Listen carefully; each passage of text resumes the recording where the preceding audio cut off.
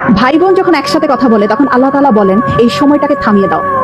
আমি খুব অবাক হয়েছিলাম এই হাদিসটা শুনে। আচ্ছা, ভাই বোন কথা বললে ফেরেশতাদেরকে আল্লাহ কেন সময় থামিয়ে দেওয়ার কথা বললো?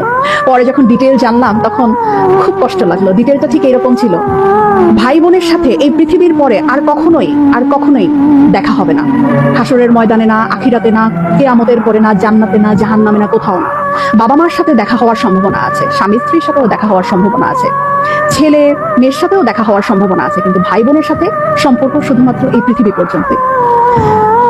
তখন এত খারাপ লাগলো ব্যাপারটা জেনে যে আমার যে বোন আছে অথবা আমার যে ভাই আছে তার সাথে আমার আর কখনোই দেখা হবে না এই পৃথিবীর পরে, মানে মরে যাওয়ার পরে তার সাথে আর আমার কখনোই কথা হবে না। এত ক্ষণস্থায়ী একটা সম্পর্ক আমাদের। যারা সম্পত্তি নিয়ে ঝামেলা করে ভাই বোনের সাথে কথা বলে না, যারা অনেক ঝগড়া বিবাদের কারণে ভাই বোনদের সাথে কথা বলা বন্ধ করে দেয়, তারা না করেন না এই ব্যাপারটা। সময়টা না খুব কম, আমাদের খুব কম।